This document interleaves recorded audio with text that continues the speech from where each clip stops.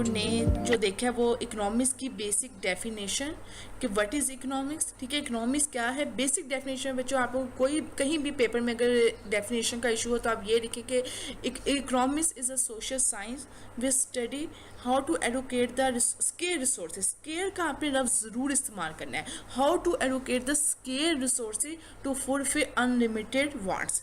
Wants आपकी different types की होती हैं, गुड्स एंड सर्विसेज की फॉर्म में होती हैं। गुड्स आपने देखा कि गुड्स की टाइप्स 4 टाइप्स होती हैं गुड्स की, economic goods, non economic goods, consumer goods, capital goods. Wants आपने देखा 2 टाइप्स की होती हैं, economic wants and non economic want. ये तमाम एमसीक्यूज टाइप में आपको बेटा ये एग्जांपल्स आ सकती हैं। इन एग्जांपल्स में आपसे पूछते हैं food is the example of non economic want और economic want, then you can say economic wants. Now we move toward the definition of economic कि 3 डिफरेंट स्कूल ऑफ थॉट्स थे जिन्होंने इकोनॉमिक्स की डेफिनेशन हमें बताई है। 3 डिफरेंट स्कूल ऑफ थॉट थे, यानी 3 मकतब फ़िक्र जिन्होंने मईशत की तारीफ बताई। Number 1 classical school of thought. Classical school of thought के बेटा जो फाउंडर थे, बानी थे, वो एडम स्मिथ थे। ठीक है, एडम स्मिथ को फादर ऑफ इकोनॉमिक्स भी समझा जाता है, यानी मईशत के बानी कौन थे, वो एडम स्मिथ थे।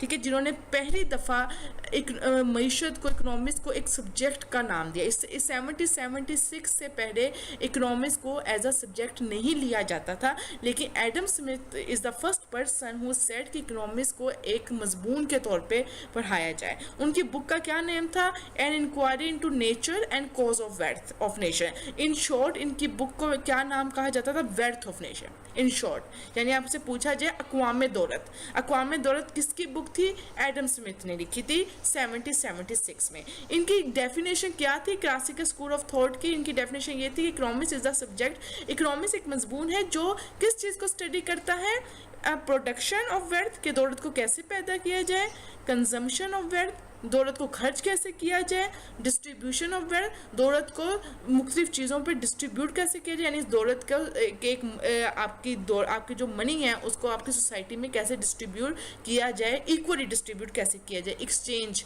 के आपकी जो वेल्थ है उसको one hand to another hand, one country to another country कैसे एक्सचेंज किया जाए। So simple economics is the subject, Adam Smith के according economics is the subject जो क्या स्टडी करता है, वेल्थ को स्टडी करता है कि in terms of four perspective. Number 1 production of wealth, consumption of wealth, distribution of wealth, exchange of wealth. आपको आ सकता है वो एडम स्मिथ की बुक अक़वाम दौलत में दौलत को किस तरीके से बयान किया गया। तो आप ये बता सकते हैं कि वेल्थ ऑफ नेशन में वेल्थ को 4 एस्पेक्ट से बयान किया गया है।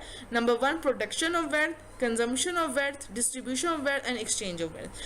Now what is production? How wealth is produced? कि वेल्थ कैसे पैदा होती है, by using 4 factor of production. ये जो 4 फैक्टर ऑफ प्रोडक्शन, इसके बारे में भी आपको आगे बताती हूँ कि ये क्या होते हैं 4 factor of production. This is very important. Now consumption, how individual spend income on consuming goods and services. Goods के बारे में आपको पता है, goods are those item which are tangible, जो नजर आती हैं, जिनका वॉल्यूम होता है, एंड सर्विसेज वो एक्टिविटीज होती हैं जो जिनका कोई वॉल्यूम नहीं होता, जो टेंजिबल नहीं होती, लेकिन एक पर्सन दूसरे लोगों को अपनी सर्विसेज दे रहा है, जैसे doctors. Non distribution, how produce wealth, क्या आपने जो वेल्थ पैदा दौलत को प्रोड्यूस किया है, how produce wealth equally distribute among factor of production. इसके बारे में भी आपको आगे आने वाली स्लाइड में बताते हैं कि फैक्टर ऑफ प्रोडक्शन में कैसे डिस्ट्रीब्यूट होगी इक्वली।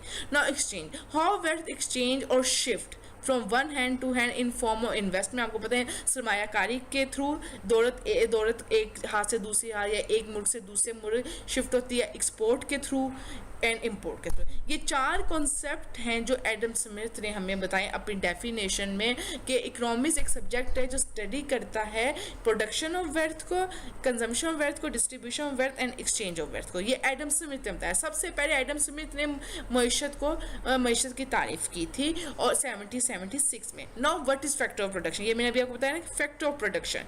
ये now what is factor of production. देखो बेटा, कोई भी चीज़ आपने जब भी बनानी हो उसके लिए 4 फैक्टर ऑफ प्रोडक्शन बहुत ज़रूरी होते हैं। Number 1 land, labour, capital and organisation. ये 4 factor of production are very essential. देखो आपके पास अगर कोई आपने फॉर एग्जाम्पल कोई भी चीज़ बनानी है, कोई इंडस्ट्री लगानी है, कोई एग्रीकल्चर का काम करना है, कुछ भी करना है, तो उसके लिए आपके लैंड होना ज़रूरी है, आर नेचुरल रिसोर्सेज, एक लैंड होना ज़रूरी है, एक ज़मीन का होना ज़रूरी है जिस पे आप वो चीज़ लगाओ। उसके बाद अगर आपके पास लैंड है तो लेबर का होना ज़रूरी है कि आपके पास mental and physical effort of people, कि आपके पास लोग नहीं होंगे काम करने के लिए, लेबर नहीं होगी, तो उस ज़मीन का उस लैंड का कोई फ़ायदा नहीं। एंड देन कैपिटल, अगर सरमाया नहीं होगा, वर्थ क्या होता है बेटा? कैपिटल क्या होती है? Capital, what is capital? ये डेफिनेशन आपको आ सकती है, ये कैपिटल की डेफिनेशन है।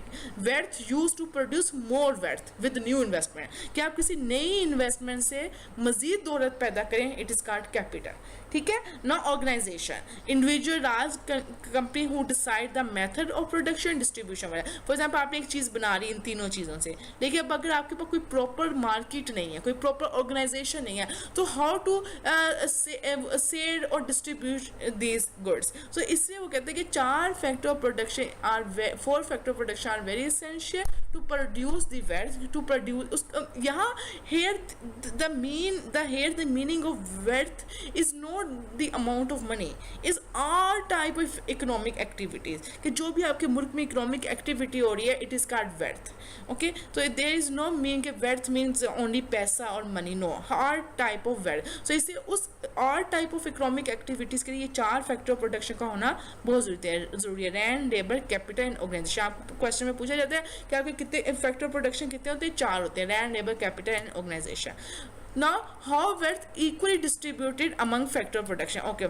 अब now question is कि आपने दौलत को प्रोड्यूस कर लिया, कोई भी चीज़ आपने बना ली, ठीक है, अब उसको आप सोसाइटी में डिस्ट्रीब्यूट कैसे करोगे लोगों में ना? उसके लिए ये है कि बेटा रैंड, जब आपके पास एक फैक्टर ऑफ प्रोडक्शन रैंड, उसका रिवॉर्ड क्या होता है, उसका मुआवजा क्या होता है? रेंट। फॉर एग्जाम्पल आपने एक शख्स से रेंट ली है, उसके बदले में आप उसको क्या दे रहे हो? रेंट दे रहे हो, लगान दे रहे हो, उर्दू में कहते हैं। लेबर है, लेबर का मुआवजा क्या होता है? वेज, उजरत, कि आप एक लेबर आपने रखी है, उसको आप बदले में क्या दे रहे हो? उजरत दे रहे हो, ठीक है। कैपिटल, सरमाया, उसका मुआवजा क्या होता है? उसका बेटा मुआवजा होता है इंटरेस्ट, सूद, कि कैपिटल के बदले में क्या दिया जाता है? सूद दिए जाते हैं। दैट्स लास्ट है organisation.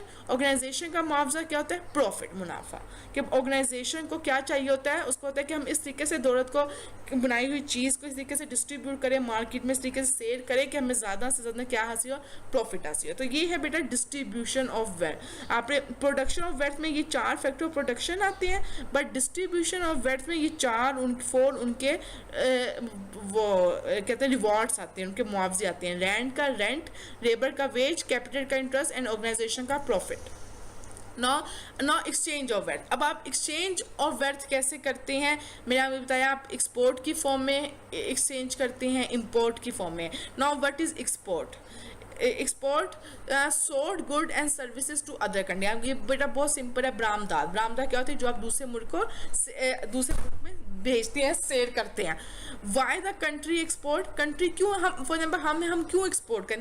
That's very important question कि वाई द कंट्री एक्सपोर्ट। बेटा कंट्री, कोई भी मुल्क वो अशिया बरामदात करता है जिसपे उसको क्या हासिल हो? स्पेशलाइजेशन हासिल हो, यानी वो चीज़ या तो वो बहुत ज़्यादा सस्ती बना रहा है, या उस चीज़ पे बनाने पर उसको क्या हासिल है? नेचुरली तौर पे उसको एक अबंडेंट प्रोडक्शन है, वहाँ पे वो चीज़ नेचुरली तौर पे बहुत ज़्यादा बन रही है। जैसे हम लोग एक agriculture country, Pakistan is agriculture country, हमारे यहाँ पे एग्रेरियन प्रोडक्ट बहुत ज़्यादा है। हमारे यहाँ पे आप देखें तमाम जो सियालकोट की साइड पर जितने भी हमारे इंस्ट्रूमेंटल वो इक्विपमेंट है, उसमें हमें स्पेशलाइजेशन हासिल, हम वो चीपर भी बना रहे हैं, अबंडेंट भी है, तो हम वो क्या कहते हैं? दूसरे मुल्क को क्या कर देते हैं? एक्सपोर्ट कर देते हैं।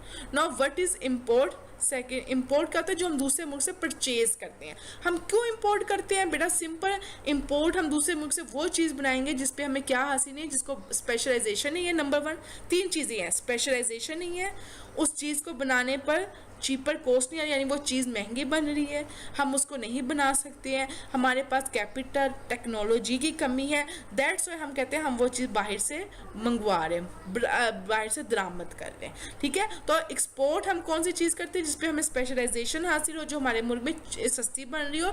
इस स्पेशलाइजेशन को कहते हैं तखसीस कार हासिल हो, हमें इस पर स्पेशलाइज्ड हासिल हो। और इंपोर्ट हम वो करते हैं जिस पर हमें स्पेशलाइजेशन, जिस पर हमें तखसीस कार हासिल नहीं होती, और हम वो चीज़ें महंगी बना रहे हैं, या हमारे पास कैपिटल की कमी है, टेक्नोलॉजी की कमी है, तो हम वो बाहर से दरामद कर रहे हैं। पाकिस्तान में हम बहुत महंगी चीज़ें बाहर से दरामद करते हैं, और हमारी जो बाहर बरामद हो रही होती है वो बहुत सस्ती है। इससे हमें